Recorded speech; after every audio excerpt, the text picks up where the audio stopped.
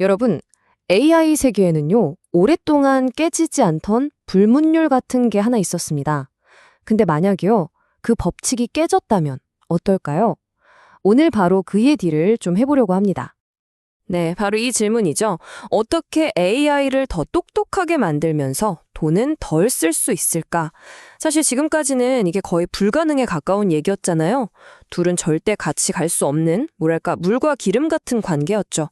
그런데 오늘 바로 이 불가능의 도전장을 던진 한 회사의 진짜 놀라운 이야기를 한번 들어보시죠. 자, 이게 바로 AI 개발자들이 항상 마주하는 딜레마예요. 성능을 좋게 만들고 싶다? 그럼 당연히 더 비싸고 복잡한 모델을 써야 하고 컴퓨터 돌리는 비용도 어마어마하게 들죠. 반대로 비용 좀 아껴볼까? 하면 바로 정확도나 추론 능력 같은 핵심 성능을 포기해야만 했어요. 이게 우리가 늘 당연하게 생각했던 뭐 하나를 얻으면 하나를 포기해야 하는 그런 관계였던 거죠. 그런데 말이죠. 포에틱이라는 회사가 딱 나타나서 잠깐만요. 그거 꼭 그렇지만은 않은데요? 하고 이의를 제기한 겁니다. 성능과 비용, 이 둘 다 잡을 수 있다. 이렇게 선언한 거죠. 자, 그럼 포에틱이 이 엄청난 주장을 어떻게 증명했을까요? 바로 궁극의 AI 시험대라고 불리는 ARC AGI 벤치마크를 통해서인데요. 이 테스트가 대체 뭔지, 왜 이렇게 중요한지 알아야 포에틱이 해낸 일이 얼마나 대단한 건지 감이 오실 겁니다. 이 ARCAG라는 건요, 그냥 뭐 프랑스 수도가 어디게 같은 지식 퀴즈가 절대 아니에요. 이건 AI한테 생전 처음 보는 이상한 퍼즐을 딱 던져주고, 자, 네가 알아서 한번 풀어봐 하는 거랑 똑같아요. 진짜 AI의 머리, 그러니까 순수한 문제 해결 능력을 테스트하는 아주 까다로운 시험인 거죠. 제가 다시 한번 강조하는데 여기서 핵심은 순수한 추론 능력이에요. 그냥 인터넷에 있는 정보 달달 외운다고 풀 수 있는 문제가 아니란 뜻입니다. 진짜 처음 보는 문제 앞에서 논리적으로 생각하고 해결책을 찾아내는 바로 그 능력을 보는 거예요. 이 시험 대체 얼마나 어려웠냐고요? 자, 이 숫자 하나만 기억해 주세요. 60%. 이게 바로 평범한 사람이 이 시험을 봤을 때 받는 평균 점수입니다. 이따가 포에틱의 점수를 볼 때 이 60%가 아주 중요한 비교 기준이 될 거니까요. 꼭 기억해 두세요. 자, 그럼 도대체 포에틱은 어떻게 이 어려운 시험을 뚫었을까요? 지금부터 그들만의 비법, 그 비밀 소스가 뭔지 한번 파헤쳐 보겠습니다. 포에틱의 핵심 아이디어는 바로 이 메타 시스템이라는 건데요. 이게 뭐냐면 아예 새로운 AI 모델을 바닥부터 만드는 게 아니에요. 대신에 기존에 있는 똑똑한 AI 모델들 위에서 얘네들을 지휘하는 한 차원 더 높은 지능을 만드는 거죠. 비유하자면 이런 거예요.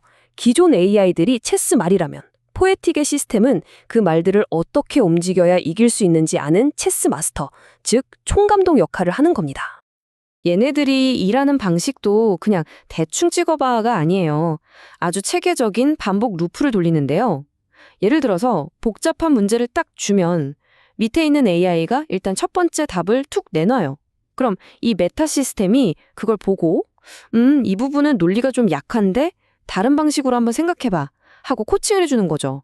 그럼 AI가 그 피드백을 듣고 답을 고쳐서 다시 내고 이 과정을 계속 반복하면서 정답에 점점 더 가까워지는 거예요. 혼자 끙끙 앓는 게 아니라 똑똑한 코치랑 계속 대화하면서 문제를 푸는 거죠. 포에틱의 철학을 딱 한마디로 보여주는 말이 있어요. 프롬프트는 그냥 도구일 뿐, 그게 지능은 아니다. 이게 무슨 말이냐면요. 많은 사람들이 어떻게 하면 더 기가 막힌 프롬프트를 쓸까 고민할 때 포에틱은 좀 다르게 생각한 거예요. 프롬프트는 그냥 AI랑 대화하는 참고일 뿐이고 진짜 지능은 그 대화를 통해서 문제를 해결해 나가는 전체 과정에서 나온다고 본 거죠. 정말 발상의 전환이죠?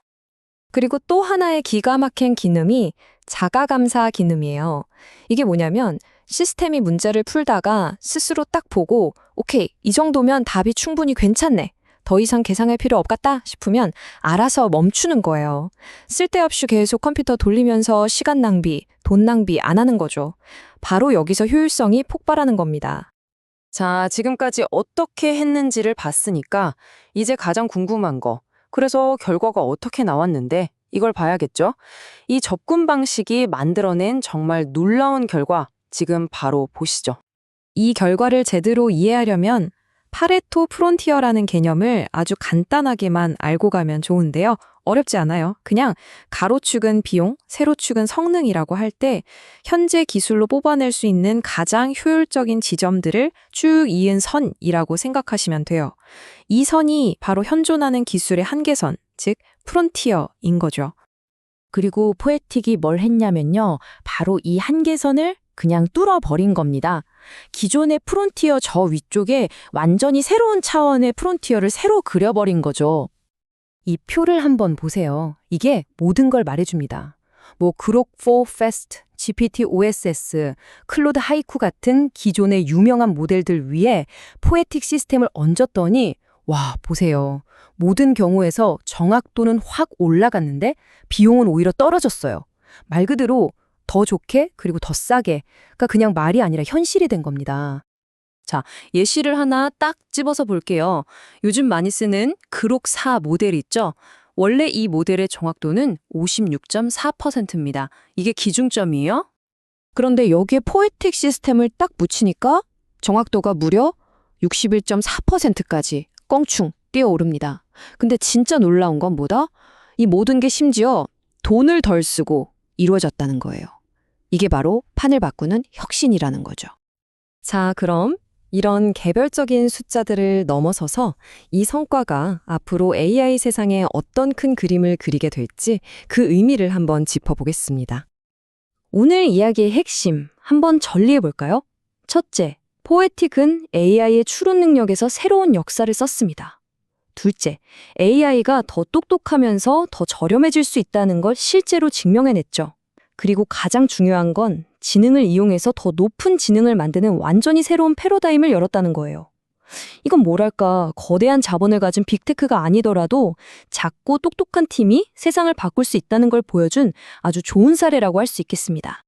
그러니까 우리가 이걸 보고 그냥 와, 점수 많이 올랐네 하고 넘어갈 게 아니라는 거죠. 이건 단순히 점수 경쟁이 아니라 AI를 만들어내는 방식 자체에 대한 근본적으로 새롭고 훨씬 효율적인 길을 제시했다는데 더 큰 의미가 있습니다. 자, 마지막으로 여러분께 이 질문을 한번 던져보면서 마무리할까 합니다. 만약에 말이죠, 세상에서 가장 똑똑한 AI가 가장 거대한 단일 모델이 아니라 다른 모델들을 지휘하는 총감독 같은 메타 시스템이라면 지금 누구나도 뛰어들고 있는 이 누가 더 큰 모델 만드나 경쟁, 이거 과연 앞으로 어떻게 될까요? 어쩌면 우리가 상상하던 AI의 미래는 전혀 다른 방향으로 흘러갈지도 모르겠습니다.